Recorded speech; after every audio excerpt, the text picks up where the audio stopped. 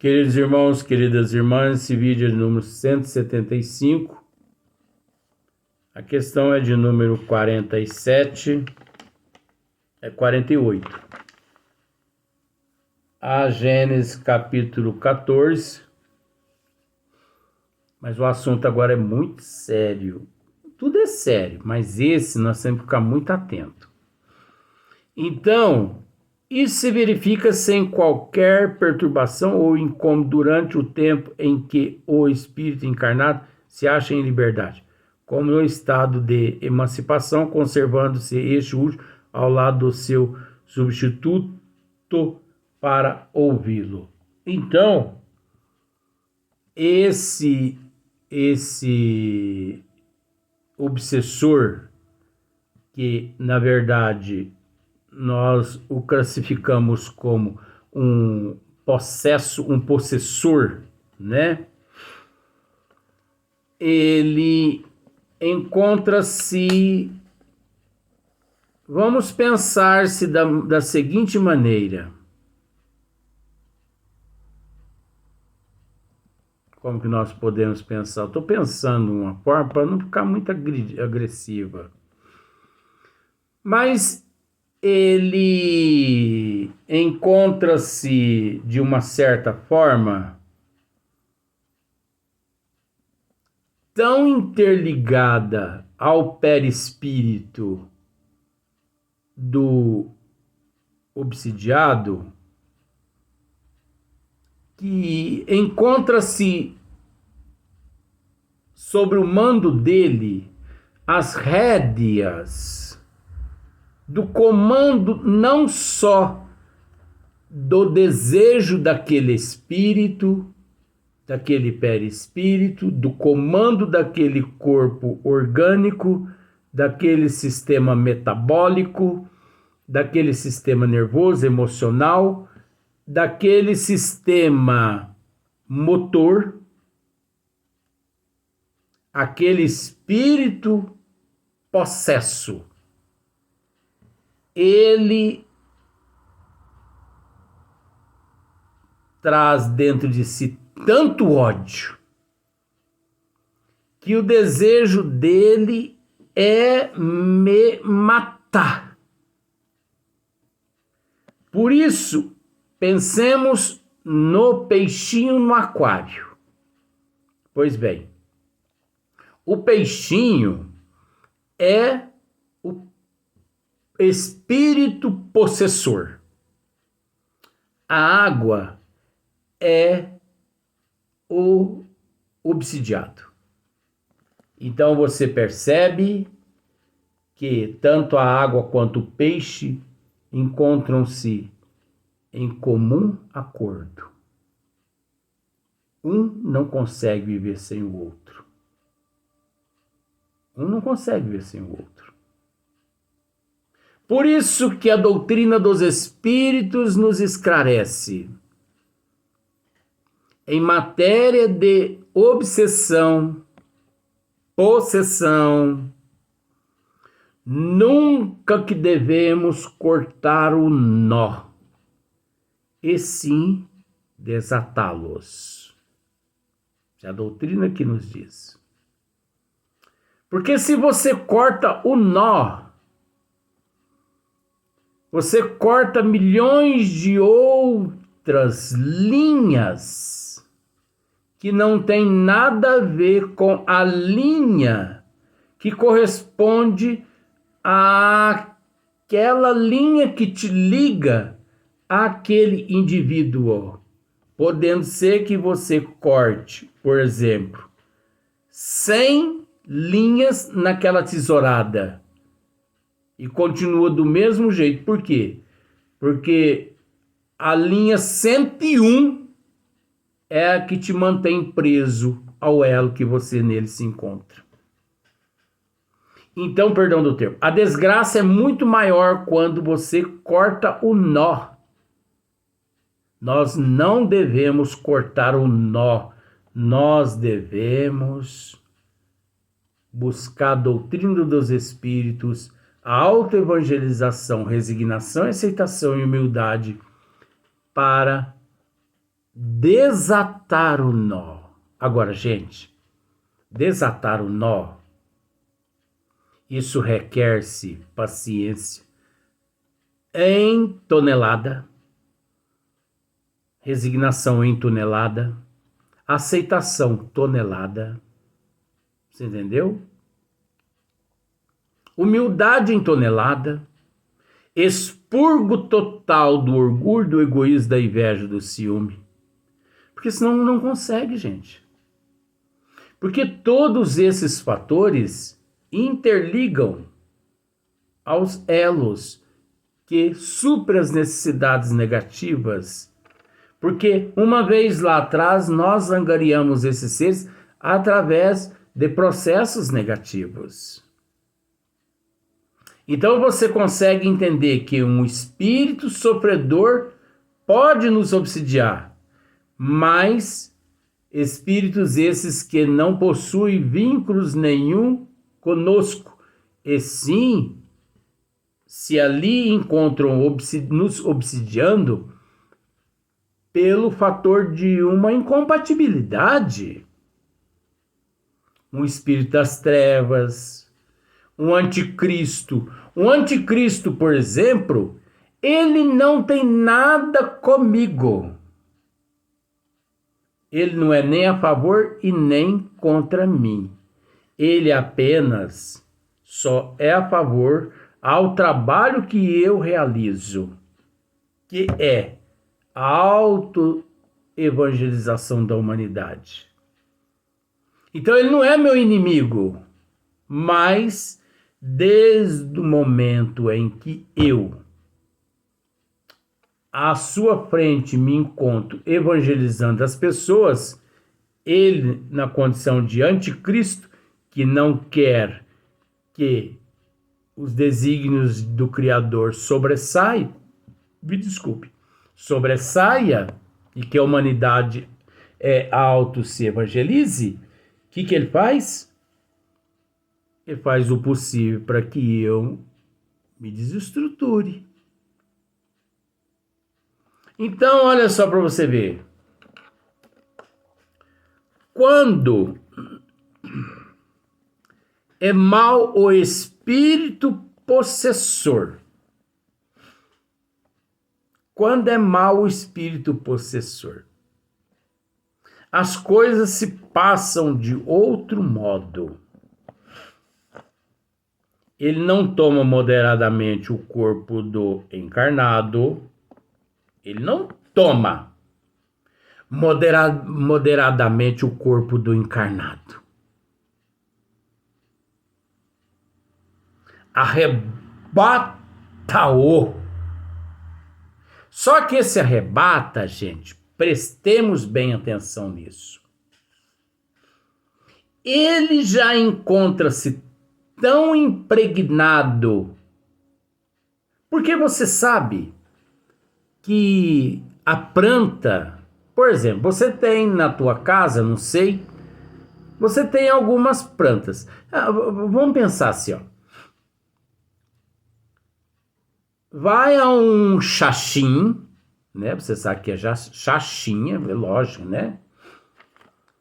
E tente arrancar uma planta que encontra-se dentro do xaxim.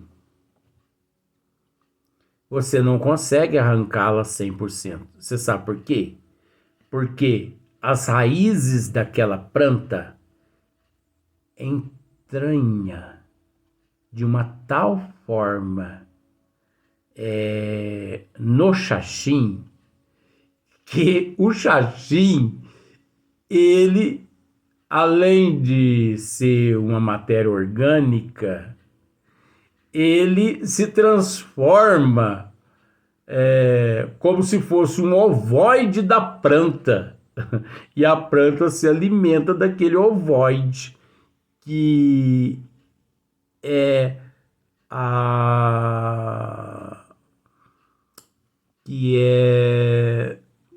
o xaxim. Tenta arrancar para você ver. Planta algo em um xaxim, por exemplo, uma samambaia. Planta uma samambaia num xaxim. Eu gosto de fazer essas demonstrações para ficar mais fácil. Planta uma samambaia num xaxinho e depois de 1 ano você tenta arrancar ela 100%. Você não arranca. Arranco, Luiz. Eu meto a faca do lado ali, eu corto tudo. Você acabou de ouvir aqui o que nós dissemos.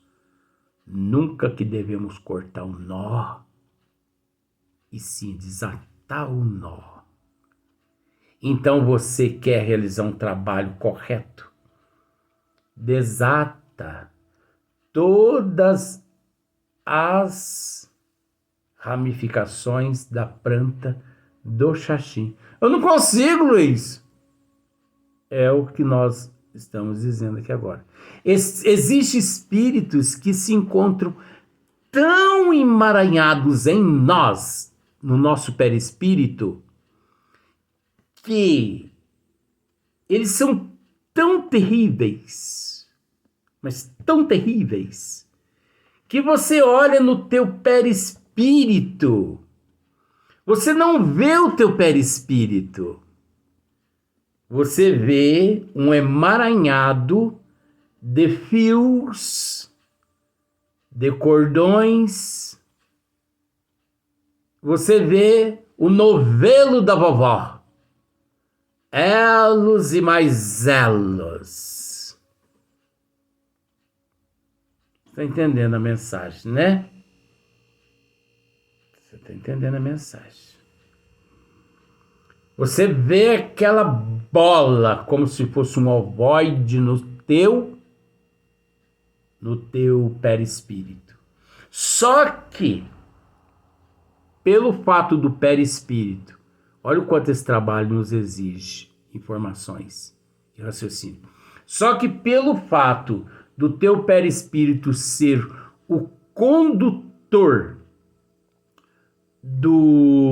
dos teus desejos, de tua alma e dos teus sentimentos, dos teus pensamentos, os sentimentos daquele espírito que encontra-se entranhado no teu perispírito, ele, aproveitando aqueles canais, chega até o eu, ao ponto de te coordenar e de te dominar espiritualmente sem que ninguém perceba. É onde a psiquiatria não conseguiu até hoje, 2023, chegar. É o caso, agora eu vou te dizer um caso. É um dos casos de epilepsia. A epilepsia é um desses casos, ou melhor, a epilepsia significa um desses casos que estamos esmiuçando. Quando o possessor, eu vou usar um nome, possessor, né? O possediado, o possessor, ele encontra-se interligado tanto ao obsidiado, que é simbolicamente o vítima do momento, que ele encontra-se nessas condições de emaranhado interligado. Tanto é que, vejamos bem, os medicamentos do psiquiatra fortalecem o sistema orgânico e o sistema neurológico do paciente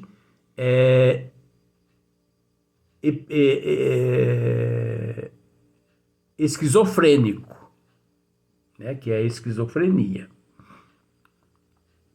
Então, enquanto os medicamentos estão agindo, o espírito e o perispírito do paciente reage ao ponto de determinadas áreas correspondentes neurológicas produzir determinadas enzimas, determinados elementos, determinados hormônios que levam ao fortalecimento do sistema orgânico do paciente.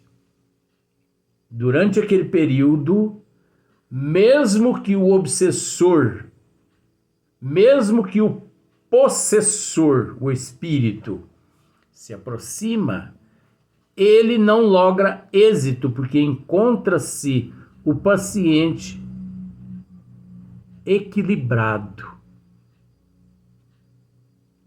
fisicamente, imunologicamente e organicamente, e também mentalmente fortalecido. Mas os espíritos obsessores correspondentes a essa classe, que são terríveis, eles encontram-se tão interligados ao paciente portador de epilepsia que eles sabem, através das transmissões neuronais, acho que é isso mesmo, neuronais, né, que são as transmissões dos sinapses, através de outros neurônios, porque os neurônios, eles se comunicam através das sinapses. Consulta isso aí para você ver na neurologia como que é interessante, é fascinante. Então, esses espíritos possessores, obsessores, eles estão tão ligados que eles sabem a hora que o paciente vacila emocionalmente, psicologicamente, eticamente, caráter, moral. O obsessor sabe. E é aquele momento que ele se aproxima-se do paciente. Mas só que pelo fato deles encontrar-se tão interligados, o que acontece? A aproximação do aquele obsessor, possessor, leva o sistema imunológico, as células 100% do organismo orgânico do paciente a entrar todas em ação contra corpos estranhos externos fluídicos, que no caso o fluido maléfico do obsessor, do possessor. Porque nós estamos tratando de um caso só, obsessor e possessor, mudando apenas só o teor de intensidade de malignidade, que é o possessor nesse caso. Mas tudo bem. Então as moléculas todas se juntam e é onde o paciente, naquele momento, ele convulsiona. E ele cai no chão, começa a convulsionar, e ele começa a enrolar a língua, e ele entra naquela crise ali de epilepsia, ao ponto de os familiares aplicar nele alguns barbitúricos embaixo da língua, algumas injeções e tudo mais. Daí a pouco ele vai se fortalecendo, até porque vai passando o período daquela crise e também o obsessor terrível vai se afastando, que é aquele possessor terrível. Ele vai se afastando a alguns metros, mas conforme ele volta de novo, o paciente tem 3, 4 crises de epilepsia por dia. Então, os psiquiatras, eles classificam a epilepsia como sendo um transtorno neurológico. Não estão errados os psiquiatras. Gente, o dia que vocês ouviram aqui dizendo algo contra a ciência médica, vocês podem me bater. Porque eu sou o tipo de pessoa que reconheço que todo malefício encontra-se na alma, no caráter, na moral. Eu mesmo consigo me enfermar. Então os médicos não são responsáveis de nada, né? Mas os psiquiatras, eles dizem, que a epilepsia é resultado de disfunções neurológicas. Eles não estão errados. Você sabe por quê? Como já dissemos em vídeos anteriores no outro dia. Pedido aos familiares um hemograma completo daquele paciente portador de uma epilepsia. Então, ali no exame, aparece todas as disfunções neurológicas do paciente em condições de falta de elementos em determinadas áreas no sistema neurológico, falta de hormônios em determinadas glândulas, na epífise, na hipófise e na glândula pineal e no córtex, né, tanto esquerdo quanto direito, no hipotálamo e por aí em diante vai. Se ficássemos aqui relatando esses nomes, ficaríamos aqui algumas horas e isso não é a finalidade. A finalidade é mostrar para você que toda causa tem um efeito e esse efeito é espiritual. Esse efeito é espiritual. O que os fisiologistas, os neurologistas ainda não conseguiram aceitar. Fatos esses que André Luiz, em sua Lava através de Chico Xavier, trata muito bem destas questões. Daqui uns 200, 300 anos aqui na Terra, todos os cientistas terão que, para compreender os arquétipos de todos os seres, eles terão que recorrer à Lava de Francisco Cândido Xavier nas obras de André Luiz. As obras de André Luiz são obras que serão estudadas por mais de 20, 30 mil anos aqui na Terra, a partir daqui uns 100, 200 anos. Não generalizando. 2023, muitos neurologistas, fisiologistas, muitos especialistas, muitos espíritas já estudam muito as obras de André Luiz. Mas a ciência, ela vai um dia interferir, buscando ela a solução para bilhões de problemas incontáveis que se encontram no rol dos insolucionáveis, que só encontrarão solução quando eles abrirem as obras de André Luiz através de Francisco Cândido Xavier. Encontrarão eles no livro dos Espíritos? Sim. Livro dos Médios? Sim. Mas enquanto não meterem o bisturi nas obras de André Luiz e também nas obras de Manuel Filomeno de Miranda, através de Divaldo Pereira Franco, as obras psicológicas de Joana de Ângeles, enquanto eles não meterem o bisturi nestas obras, eles permanecerão aqui na terra dando murro em ponta de faca.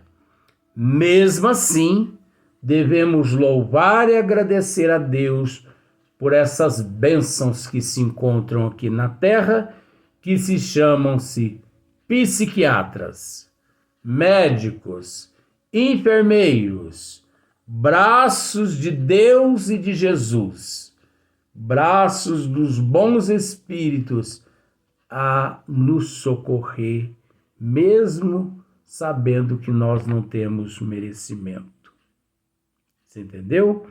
Então nós vamos dar continuidade, mas no próximo vídeo. É um assunto assim muito minucioso, mas nós estamos fazendo o possível para esclarecer, para ficar melhor, para você compreender, né? Vamos para o próximo vídeo.